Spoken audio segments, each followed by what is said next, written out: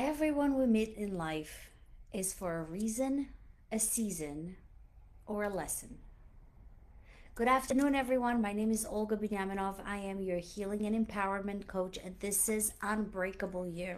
This morning, I shared this quote in my network group, and I started the meeting with this quote: everyone you meet in life is for a season, a reason, or a lesson. And I really related this to business, but when we spoke about business and how some people came into our lives or into the open doors of the business, teach us something. They teach us a skill, a challenge, or even help us grow.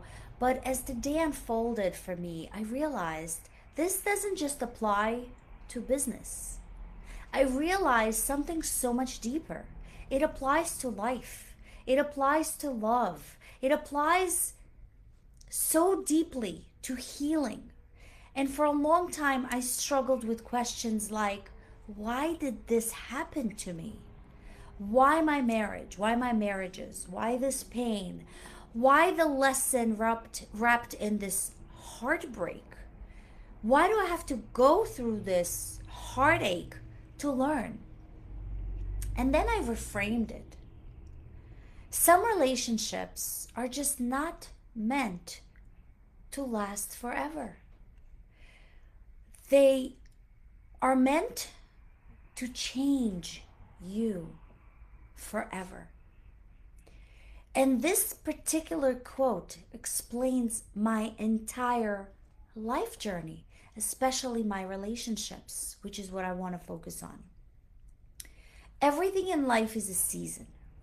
Seasons are not punishments. They're just phases of growth. Some seasons are about survival. Some seasons are about building. Some are just about healing. And some are about awakening. This mistake that we make in believing that every season is meant to last forever. Every season in life is like the four seasons we have. Sometimes it's winter, rainy, difficult, and sometimes it's sunshine. To everything, there is a season and a time for every purpose under heaven. When we understand this, we stop fighting the ending and we start extracting the meaning. My marriages did not happen by accident. They entered my life for a reason. The reason was not to break me. It was to reveal me. They showed me how deeply I actually commit, how much I give, how long I stay, and how easily I put others before myself. The reason was to teach me where I overextended myself, overcompromised, and oversacrificed in the name of love. Reasons I learned about loyalty and what it means. These are the reasons I learned about self-abandonment. Reasons I learned about how much I give, how much I endure, how much I lose myself trying to keep something alive that wasn't meant to survive in its original form. They taught me that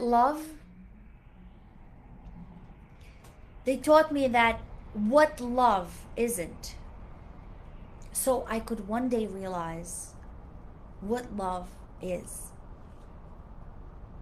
You can love deeply and still lose yourself if you don't love yourself first. Those marriages I had were a mirror, not a mistake. And I know that in our society, it's a check mark. It's perceived as a mistake. This person did this and this person did that. But when you understand the reason, it is so beyond what other people tell you. When it comes to relationships, I had a recent relationship that actually was my lesson. This was a very different type of relationship, but this one wasn't about endurance. It wasn't even about commitment. It was about consciousness. That particular relationship was my lesson. It showed me where old fears actually still live, where abandonment wounds still whispered, where reassurance still felt like safety. That relationship was also a reason. Not because it was perfect, not because it lasted or didn't last as long as it needed to be or should have been, but because it reflected back to me with the parts of myself that were still healing. It showed me where I still sought validation, where I still feared abandonment, where I still hoped someone else could fill a space that I hadn't fully reclaimed yet. That relationship didn't end because I wasn't enough. It ended because the season ended. And here's the truth. That changed everything for me. Everything in life is a season. Some seasons are long, warm, full of growth. Some seasons are actually short, intense, painful, but necessary. And some seasons end not because you failed, but because you outgrew them.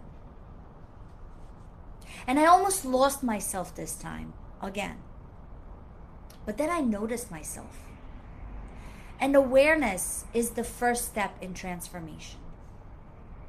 The lesson wasn't about the other person.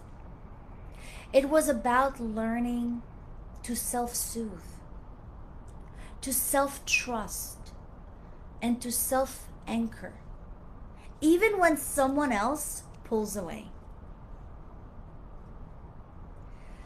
We suffer when we try to turn a season into a lifetime.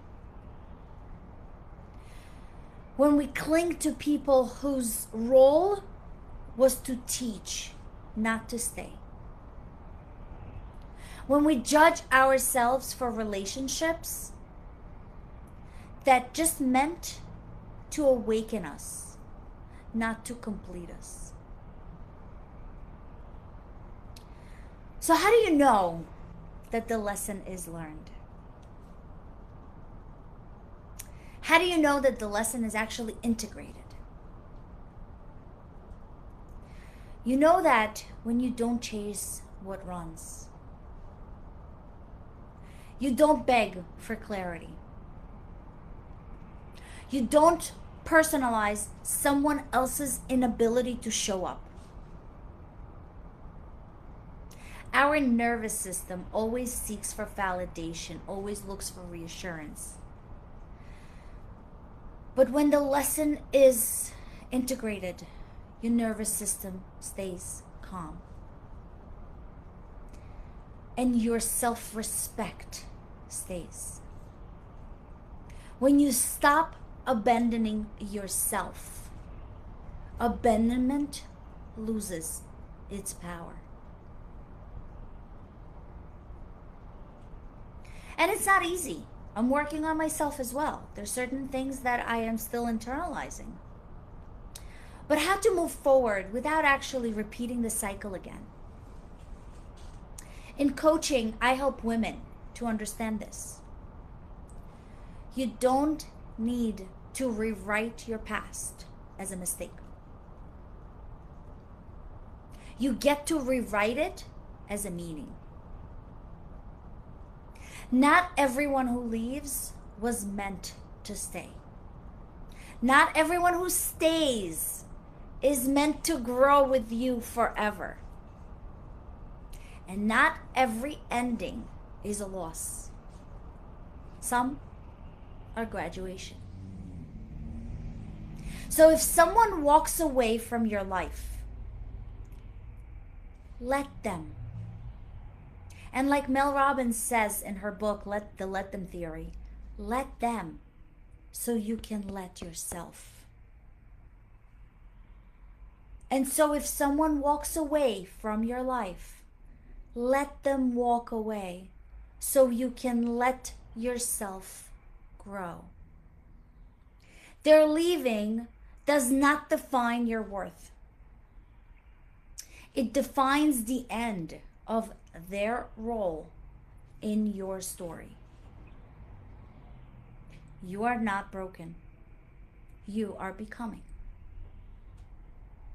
And here's what I do, what I do now in coaching. Because even me, I go through things in life. I learn, I internalize situations. I have things that not always as I want them, and I make mistakes too.